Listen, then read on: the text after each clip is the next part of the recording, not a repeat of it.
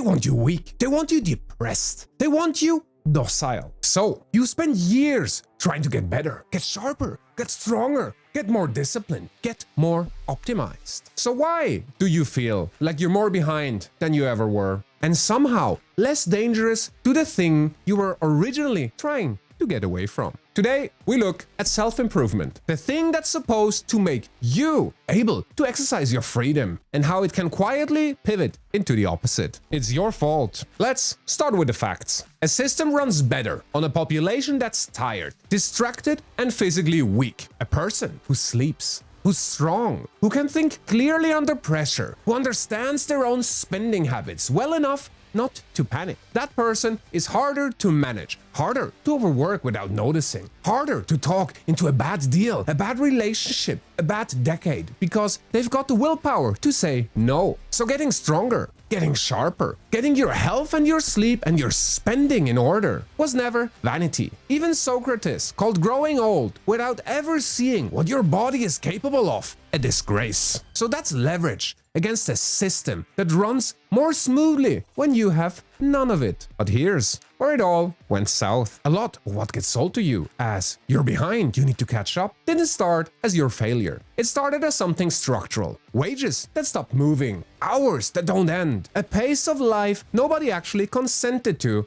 and everybody quietly inherited. And somewhere in the last few decades, that structural weight got quietly repackaged as your personal failure, your mindset, your habits, whether or not you journal. Watch how the language does this. The market is brutal right now. Becomes, have you tried optimizing your morning routine? A wage that hasn't kept pace with rent becomes a productivity gap you're personally responsible for closing. One reframed headline at a time, the problem changed owners. British sociologist Nicholas Rose mapped this exact move back in 1989. How a system stops asking what's wrong with the condition and start asking what's wrong with you for not managing them better. And he called it responsibilization. Burnout gets treated as a personal resilience gap, solvable with better breathing and an earlier bedtime, instead of a workload that was never sustainable to begin with. Not being able to save gets treated as a discipline problem, solvable with a stricter budget instead of a cost of living that outpaced wages years ago and never came back down. None of that means that breathing exercises or the budget are useless. It means the cause for a structural problem got attributed to the ones forced to interact with that system in the first place. But don't get me wrong, building real capacity is genuine resistance. That part is not a con. The con is what happens next. Stolen, not spent. Here's where it goes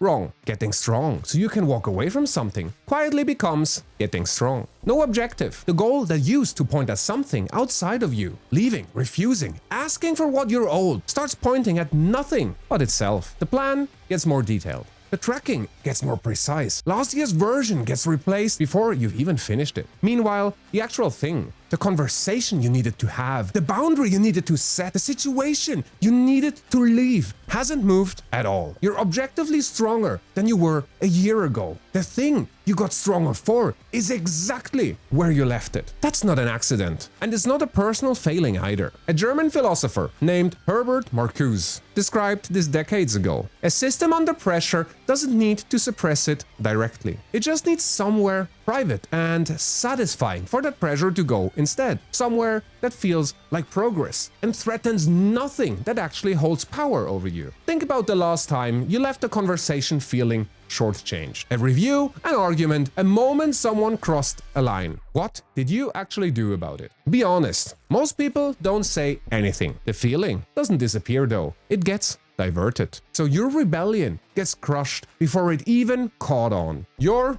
personal cage. So what happens when this runs long enough? You stop needing anyone to manage you. Every target hit gets a new target right behind it. Rest starts feeling like you're falling behind instead of recovering. You check the numbers before you check in with yourself. The streak, the score, the ring on your watch. And you feel the verdict before you've checked how you actually feel. You already know the old version of this. Somebody's always watching you. So you police yourself, even when they're not. That's the watchtower. That's the panopticon. But this isn't that anymore. Nobody needs the watchtower because You've built your own watchtower and you moved in. Not because the rules disappeared, because you became better at enforcing them on yourself than any rule ever was. There's no guard in the tower to resent, no external authority to eventually push back against. Just you checking your own performance against a standard you set for yourself and somehow still can't meet. A philosopher